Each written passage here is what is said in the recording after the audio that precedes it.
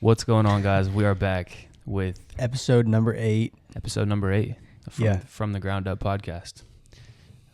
This one, I want to give you a little bit of a brief overview of everything we're going to go over, just so you have an idea of what to look forward to. But we're going to go over a little bit of life updates. We're going to talk about the supplement stores that we're currently building, Stack Supplements. We're going to talk about the store and the newest market that we're trying to grow and kind of like our strategy there. Kind of like we're in a time where e-com is very popular in coaching businesses and online, but we're in supplement retail stores, face-to-face interactions. So Old-fashioned.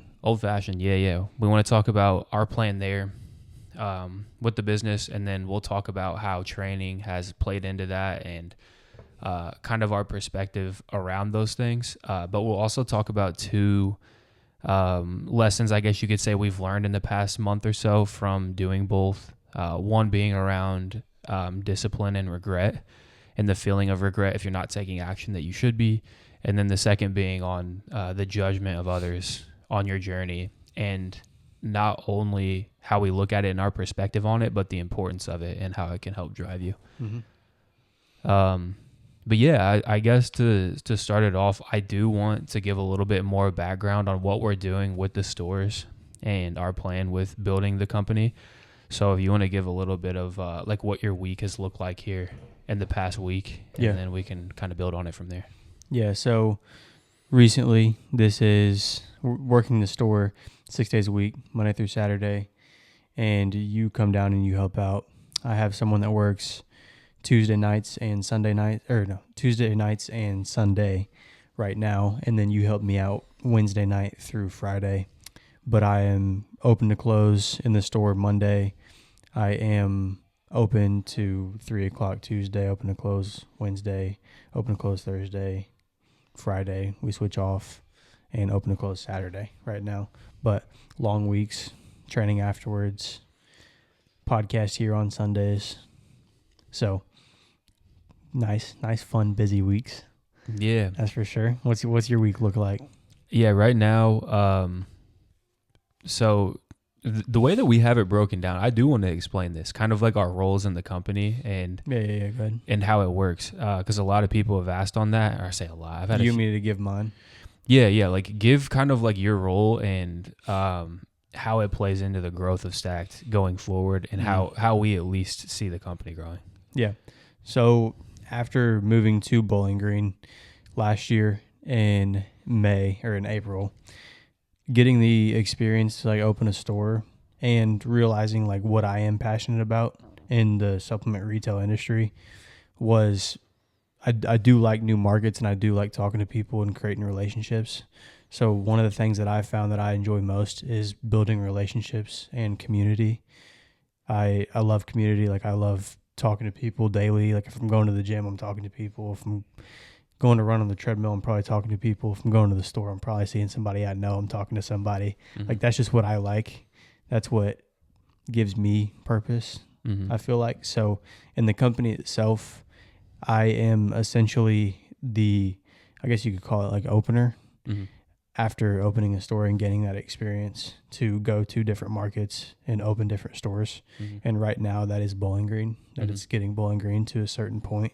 So I'm in charge of the Bowling Green store right now itself, and just trying to grow it and get more involved with the community, get more people in store, and create better relationships. But yeah, that's me. And then outside of that, I guess my role in it right now, for a long time, I've done the bulk of like the marketing. I've done the bulk of like inventory management, purchasing, ordering, and then operating the company. So like leadership in terms of onboarding, hiring, firing, all of the above really, and prospecting new markets, lease agreements, all of it, and traveling around all the stores and that type of thing. And then in the past year, obviously, Matt Forrest came on board. So now you have us three heading it, and he would probably argue the majority of the time that he's the least smart of all of us, but we know that it's the exact opposite. Matt Forrest is he's the head of pretty much all onboarding and sales at this point, and vendor relationships, and he's really good with just relationships with people in general, and building people up and training people in the store. Arguably the best at sales I've ever been around. No doubt. But he kind of heads that part of it, and then moving forward, I'll probably try to move more into the like the finance, back end, marketing side of it, and then just more of a leadership role in that aspect. But I'm never above getting my hands dirty and taking the trash out and working the floor, and I'll always fucking be that way. I'll always get on any level I need to make sure the company grows, and I think that's the mindset going forward. And I think a lot of times you hear about people talking about building something, and I think that building something by yourself can be extremely rewarding, and it can be hard, and you can do it. But I'd say in the past month here, I've realized, maybe not even that long, let's say past few weeks, past month, I've realized how cool it is to build with people who have different strengths than you do and that are better at things than you are. Because before I had a feeling of that I had to do it all on my own. And I think now that I've transitioned more into understanding that this is a team and that we have guys running every store that are well capable and are really skilled, and we care about them a lot, and they care about their stores a lot, and they're learning as they go, and they're taking care of their stores. Matt's taking care of sales and people, and you're taking care of the new market, and I'm taking care of the back end, the finances, making sure we're profitable. It feels a lot more like a team experience, and that's kind of what we're solidifying here as we move into the next few months. But you could talk about how you still get your hands dirty down there in Bowling Green. Yeah. We so like right now, I didn't even talk about my schedule. So right now, the way that my schedule looks, usually Sundays, obviously we do the podcast, and we have a team meeting on Sundays. So we get all of the leaders together, usually after the store closes. On Sunday, it just happens to be the day that works right now for everybody, and we kind of game plan for the rest of the week. And we're moving more into the EOS model here recently. So just kind of following that framework for the meetings and setting up metrics that the guys know that they're working toward every week. So everyone's very clear on how many hours are allotted at the store, what metrics we have to hit every week. If we're not hitting those metrics, what levers do we pull to make sure that the next week looks a little bit different? And everybody's on the same page, and we're having fun. We're fucking shit up as we go. And that's the whole point of it. But my schedule right now, Mondays, usually I'm doing ordering. So I'm ordering all of the product and communicating with the team on that and any other like things on the computer that have to be done. Usually like boring shit, like emails, back end website stuff, any marketing, planning ahead on that. And then Tuesday, usually the same type of deal, and somehow getting in contact with Jake. Jake does all of our social media. He's stepped up a ton here recently, and he does like the videography, the photography, and helps out a ton on that end. And we have a group of guys who are cool with being on the social as well, and they help out with the page and do funny skits and whatnot to keep the social engaging. But usually I try to get in touch with Jake at some point on Tuesday, but here recently, dude, we've all been hands on deck and on the store. So I've been working one of the stores, it seems like, open to closer at some point throughout the day, every day of the week. And that's just like how it goes, dude. Not every week is going to look the same because we're kind of in that build phase right now. So I've been in the store a lot more, and I've enjoyed it. It's got me back to the roots. It's got me back to understanding the customer more, and it's something I'll always appreciate. So I haven't been able to get in touch with Jake as much on the marketing side of things, and he's kind of just been tackling Hammering it out, yeah, and I appreciate that a ton. And that's just perks of having a good team and them trusting us. So yeah. But then usually Wednesday through Friday, I'm driving to Bowling Green. We're trading out. I'm doing a lot of my work on the computer, going around talking to people, setting up different deals. We're setting up community events. We're working with Move Well, which is a corporate wellness company. It's like, so tomorrow we have an event at 5:30. Yeah. And we're going to Move Well to hand out protein shakes for a workout that they're hosting. Yeah. They're doing a community workout where anyone's invited. everyone's going to come out. They're going to do the workout, have protein shakes afterwards, and we're going to supply those protein shakes. And then we're also doing kind of a giveaway every month because it's one workout a month that they do on what would this be? The third Monday of the month? Yeah. The third Monday of each month. And just making it fun, like community involvement helps them out, helps us out. So, and I think that leads into what we're figuring out here with the newest market that we have with one of our stores and the importance of community and just how long it takes to truly put your footprint on a new town. Yeah. It just takes time, dude. And especially if what we've learned from this experience is doing it by yourself. Whenever you were down here or down in Bowling Green alone, a lot more of the time, it's a lot harder. So next time we go to new markets, we're going to bring 2-3 of us. Yeah. 2 for sure. And then I'm probably going to help set up everything on the back end and do all the ordering. And then I'll be down there as well whenever the store opens. And there'll be 3 of us tackling community, meeting people. And I've realized now, after going back to working open to close for most of the days of the week, like how hard it is to do that stuff by yourself. Yeah. Because if you're working 9 to 8 every single day and you're also training, which I'm not saying like if I couldn't train because I had to do something for work, I would. But nothing opens before we do. Nothing stays open after we close. So it's like I can't go reach out to anybody before or after because I'm in the store all day long. And then there's little stuff all the time of like we ran out of water, we ran out of meals. You got to go pick up the meals. You got to go pick up water, like different supplies and stuff like that you just can't do because you're in the store all day long. Yeah. Yeah. So just having more people and A+ players at that to like be out in the community and be in the store is huge. Yeah. And I think we're figuring out that dynamic with everyone and where everyone can help out. And it's fun, dude. That's the part of it that's fun. So moving forward, I guess that kind of gets to our next point of where our newest market is in Bowling Green. And I do want to talk a little bit on the future of Stacked, and then we'll go into lessons we've learned here and that relate to regret and discipline. And if you're somebody who knows that you should be doing something and you're not, and it's weighing on your brain, how we kind of deal with that and our perspective on it. And then we'll talk about how other people can judge the journey that you're on and the importance of it and how it can help you if you look at it in the right way.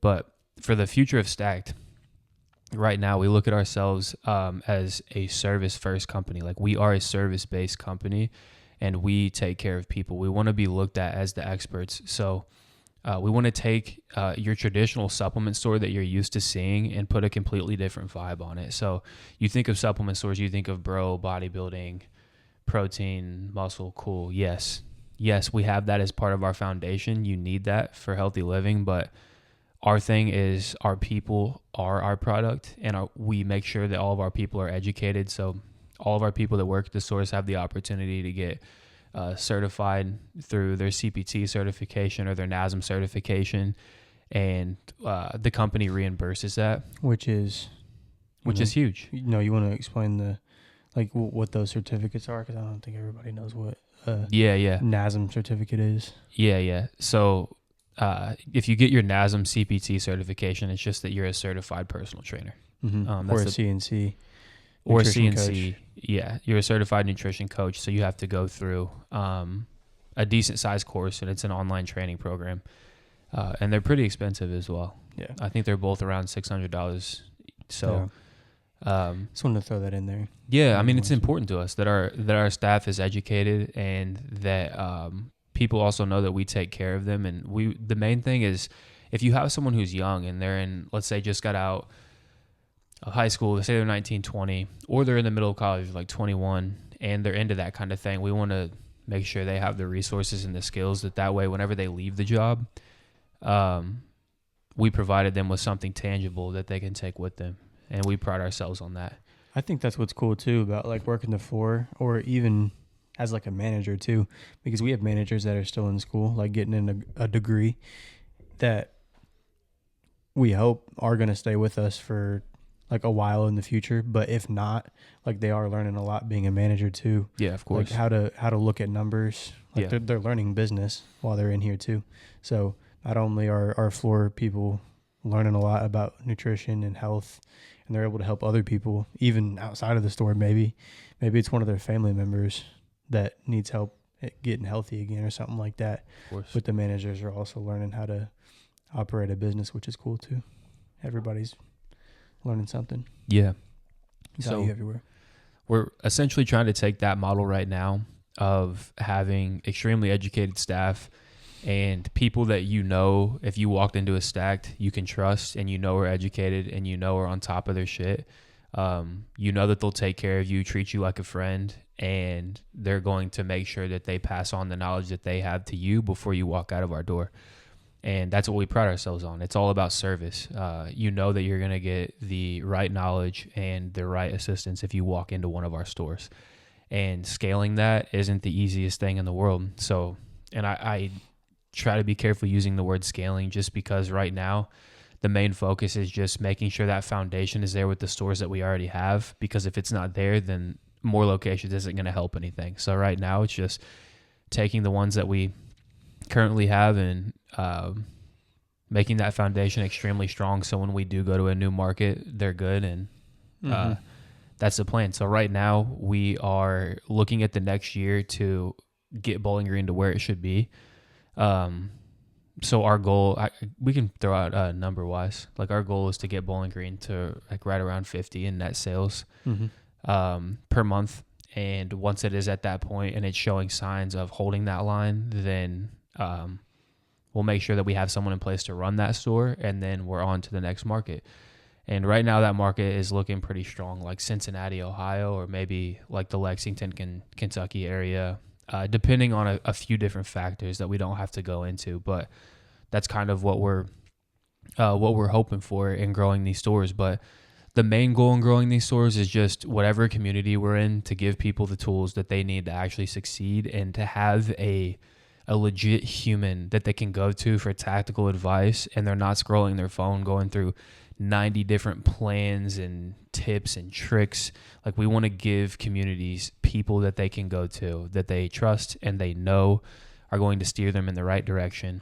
And the only way to do that is to build the foundation with the 5 stores we have now, and then to eventually take that into other markets. So the goal is to open 2 new stores in 2026. But I kind of want to talk about too, like why we think this is going to work too with supplement retail when everything is moving to like commerce and stuff and online like shopping. Yeah, because all we hear right now, and I don't want to say from like family and friends, but it's more you just hear it out.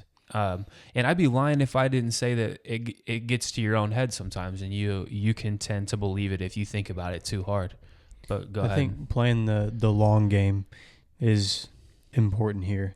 And I think people are going to get tired of it. Yeah. And I literally had a dude yesterday. This is what made me think about this, like just now. A dude came in the store and he was like, man, like I've been shopping online a lot for my supplements. Like I live in Bowling Green and like I've heard about this place and I wanted to come check it out. He was like, dude, I just get tired of like ordering online. Like I just want to go talk to somebody. Like I just want to go, like I want to go in somewhere and I just want to talk to somebody. And I was like, yeah, like, and then like he sees it, like we have the InBody machine, we help with macros, we set him up macros, and he's like, this is the coolest place I've ever been in. Like this is insane. Yeah, and that's the goal. I don't think that there will ever be a point where you won't. Well, there won't. That you have people who don't just want to order their thing straight to their door, not talk to anyone, and be on their way. That person will always exist. But we do believe that there will always be people who want to talk face to face with someone. But we also are able to recognize that there is a gap still in the supplement retail industry where people believe that the people working in these stores are bros and they don't understand XYZ. We're here to tell you right now that our main customer is Soccer Mom Sally. That is our main customer. Just kids, they have a career. They're trying to get their health back in line. And that is exactly what all of our staff is here to do. And that is our ideal customer that we're here to help. And bringing it to more communities is the only way that we're going to grow this thing. But we have to get more people on board and understand the mission. And that's the goal. So 2 stores next year is the goal.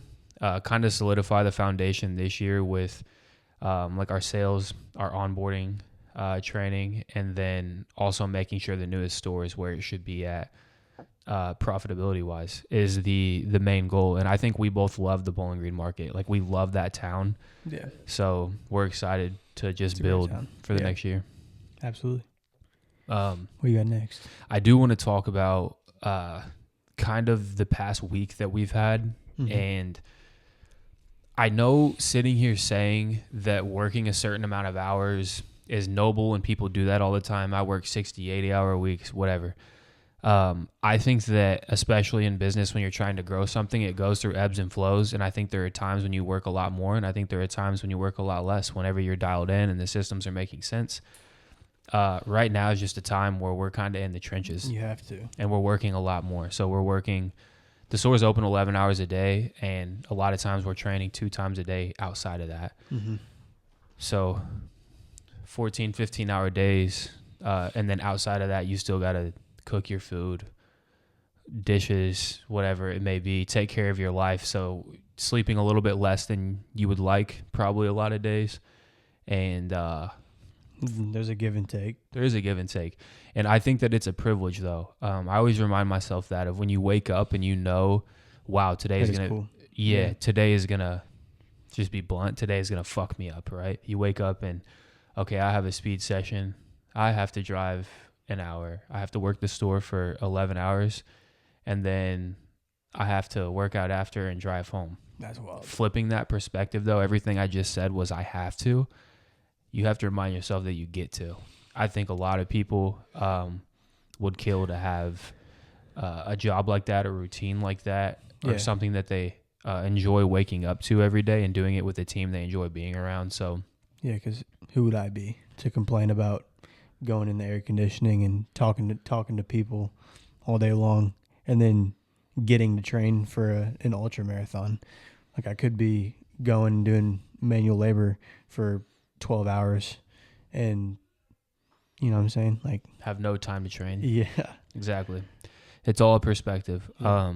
But what I have I'm not saying that's bad either, though. Oh, no. But- It's all what you want. Yeah. What I have written down is this stuck with me really hard. It is the weight of regret is far heavier than the weight of discipline. And I'll say it again to let it sink in for people. The weight of regret is far heavier than the weight of discipline. Reason I say that, there is a very specific moment that I remember this past week, and I know you remember too, because I was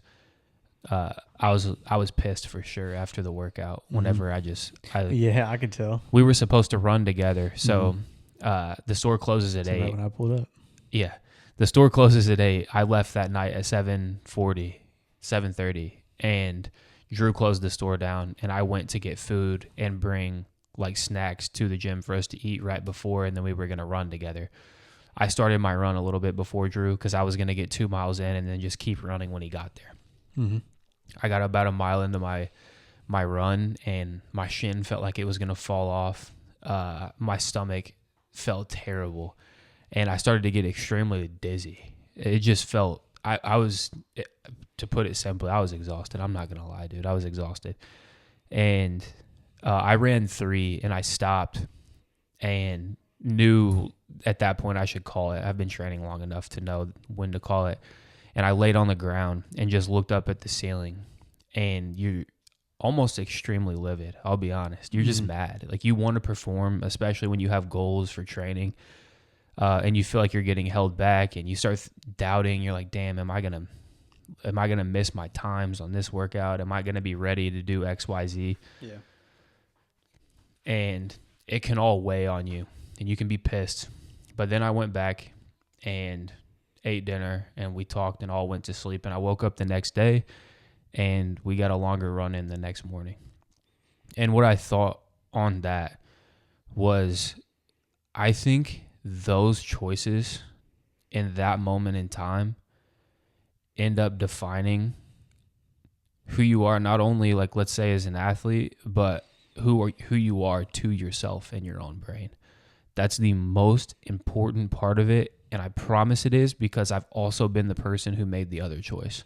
I've been the person who, I need to take it easy. I'm going to wake up the next day and not train and not do anything. And I've done that in the past. I wouldn't say in the last year or so, but I've done that in the past. And I know how that feels. And you feel good in that moment. But I'm telling you, when things get hard, you don't trust yourself. Mm-hmm. And that's the shittiest part of it. Because you know that when it does get hard, you'll probably take the easier route. And that feeling and that weight of that regret in that moment is so much more heavier than the weight of, damn, this sucks and I'm tired, but I'm going to do it anyway. It builds too.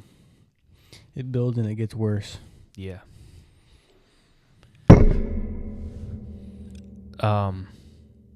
Yeah. That's real though. Does hit. I have 2 things written down on that. The first thing is less thought and more action. And the next thing is the further you plan ahead, you can take more action. And I think that we live in a place right now where a lot of podcasts, a lot of media talk about journaling, taking time to yourself, paying attention to your thoughts, your mental health, all of the above. Well, I think it's extremely important and could not agree more that taking time for yourself is crucial. I think that you have to be able to carve that time out and also know personally, because every person is different, how much of that time you actually need. Mm-hmm. For me, I know that it's usually I need one morning a week right now in my life. This may change. It may end up being more. I don't know. It may end up being every day. So I don't know. But right now in my life, I need one morning a week where I can still wake up at the same time I usually wake up early, but I can create time for myself to sit down. For me, it's just drink my coffee and kind of like zoom out. I need to kind of take note on what I'm doing. Mm-hmm. Are the actions I'm taking leading to what we talk about vision-wise? Are they not? What's taking away from it? What's adding to it? And making adjustments. But I've also been in a place where I've done that too often, and you're not taking enough action. Mm-hmm. And then there's the other side of it too. What side? Like not doing any planning or anything. All action. No, well, yeah. I mean, you kind of get caught in a pattern of, because I asked you about this 2 or 3 weeks ago. Mm-hmm. I was like, I feel like I'm never doing enough. Like, I feel like I'm not doing anything. Like, I just do the same thing every single day. And you're like, well, you need to, like, it's almost like the power list. Yeah. Like, of 5 things, or like the reflecting. Like, I don't do any of that. Mm-hmm. Like, I don't look back at what I've done, like anything like that. And I think that can catch you too. Yeah, it can. It can the be exact opposite. It can cause a spiral for sure. Yeah. You don't do any reflecting at all. I think it's having enough self-awareness though to know when you do need it. Yeah.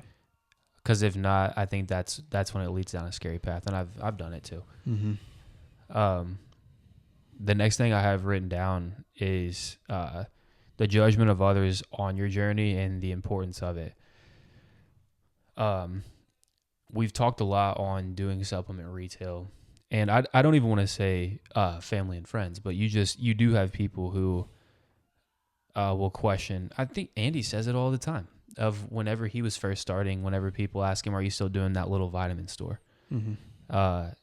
To people from the outside, that's how it can look. But I think it's personality traits that win. Yeah. Because I think you can make anything phenomenal. Yeah. If you have the right personality and the right characteristics, and I think if you're obsessed enough, you can make any business model work. So I have written down that the judgment of others on your journey is important. Reason I say it's important.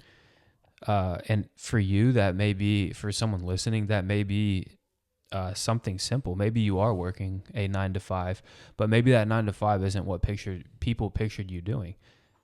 That also may be fine. It may be part of the greater plan for you. You have to understand that, and I'm saying you, I'm also talking to myself here. I'm not trying to lecture anybody. I think that if what you were doing looked normal to everyone, you would know that you're doing something wrong if you want an above average life. Yeah. So I have to remind myself of that. If I want an above average life, then what I'm doing is going to have to look a little bit different. to the normal person, and also you may receive a decent amount of flack on that from the normal person in the process of doing so. And I know this is very cliche to say, but if you're not receiving at least some of that, maybe your dreams and ambitions and what you're doing aren't big enough for what you actually want out of life. So Yeah. I don't know why this comes to mind, and this might be funny. Like, this might be funny as fuck if somebody's listening and they hear this. There's a lot of different things I could bring up, but this is the last one I'd seen, so it seemed cool. Raising Cane's, the owner of Raising Cane's, started his business model was literally just selling chicken fingers, mm-hmm.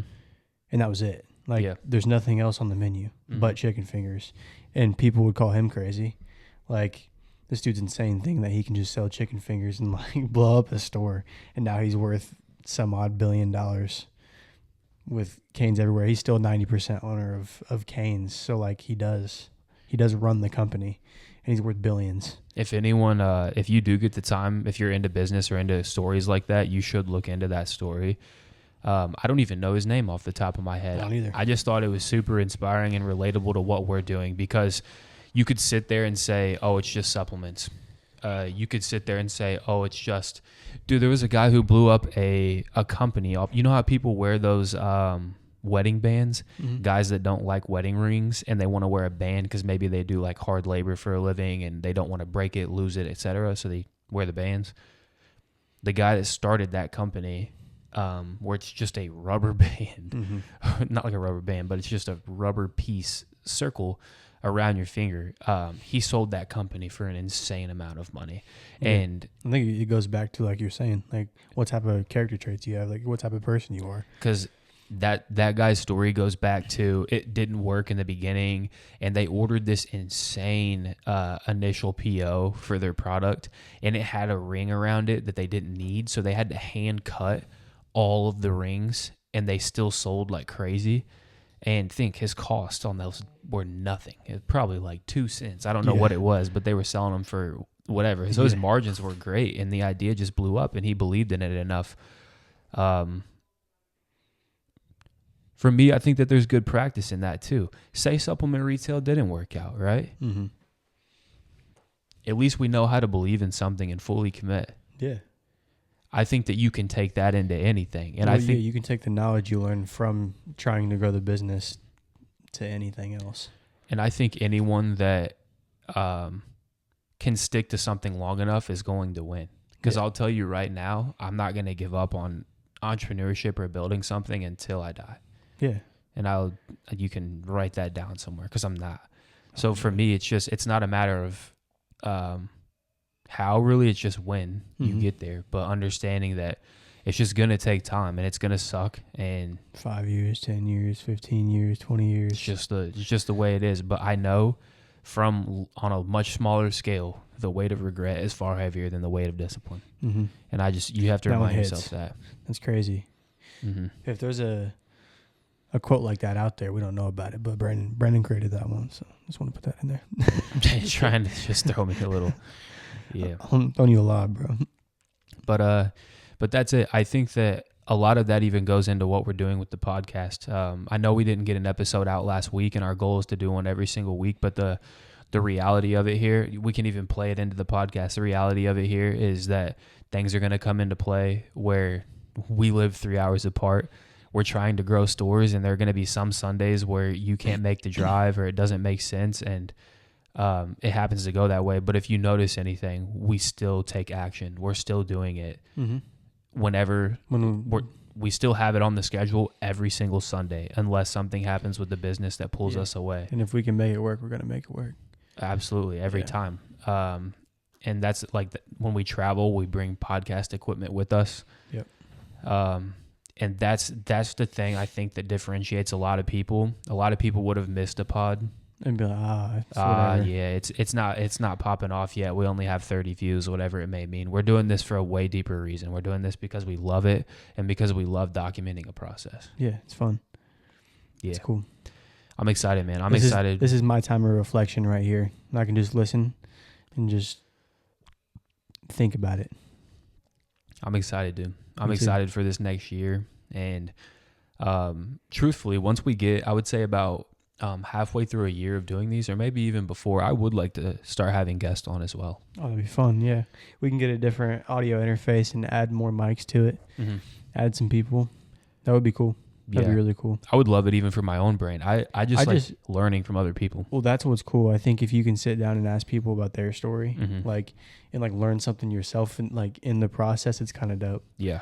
But we'll definitely do that. Do you want to talk about like just like real quick, like what do you like other than the store, I guess, like what your life's looking like right now? Yeah. Outside of the store, I do try to prioritize time with Bradley for me. Mm-hmm. I care about Bradley a lot, and I think in the past year of my life, I've realized how important it is to not only build a team professionally, but to build a team in your own personal life. And when I say build a team, I'm talking about who your partner is, your wife, and your kids. Like, that's going to be your team one day. Mm-hmm.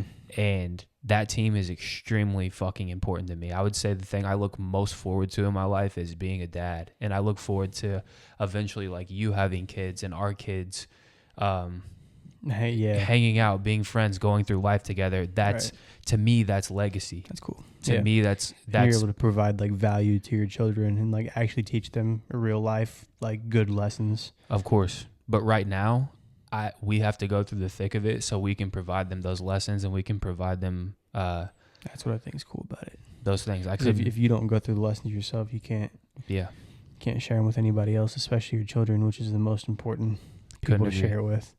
Couldn't agree more. But right now, you have to take care of you. And right now, that team for me, it's me and Bradley. Like, and that's it. But that team has to be extremely strong before we bring any other people into it, being kids. But, no doubt. But that's a huge priority for me. So, and I'm not going to sit here and act like I'm the perfect boyfriend either, dude. I'm never going to do that, or partner in general. But I have tried to prioritize more time spent. And there are times I'm still on my phone when we hang out and I'm still working. And I've tried to catch that a little bit more often. And the way that I do that is I've just been trying to show more gratitude just because I realize how much she does. She constantly sacrifices. She'll take a drive with me to Bowling Green and help redo the entire store. Never complain once. That's awesome. Help out with groceries, laundry, whatever it may be, and never ask for anything in return. So for me, the best I can do is I know that for her, that it's time spent is what is important to her. Like me being like, hey, Bradley, here, go shopping and do X, Y, Z. She doesn't care about that. She just wants time spent, genuine time spent. And that's how we build our team. That's how I'm going to be stronger to show up at work. So that is a priority for me. Outside of that, I would say training obviously is a huge priority. I would say I'm the most dialed I've ever been. Yeah. So I feel great. You said it the other day. You're like, dude, I feel like besides your run where you felt like shit because you were exhausted, like dude, I feel like insane. Yeah, on like my speed workouts or like higher intensity workouts, I'm holding paces that with low heart rate too. Like like the relative effort crazy. Just it doesn't feel as hard. But I'm also blessed for that. I know it's because I've looked at training differently. I've not looked at it as my identity. I look at it as I love it, and it's a huge part of my life. But I understand that I'm not bigger than it, and that at the end of the day, the highest thing in my life is God. And I've tried to become more aware of that as I go. And no, we don't go to church every Sunday, but I do 100% believe that there's a higher power in this life. And I would say, being aware of that every day has helped a ton, truly. And I try to like talk to him in times when I'm quiet. And it has helped with my own awareness. But training has been great, dude. I've been dialed speed sessions every week. I've been doing 3 strength sessions a week. I've been doing 2 high rock sessions a week, and then I run 5 to 6 days a week.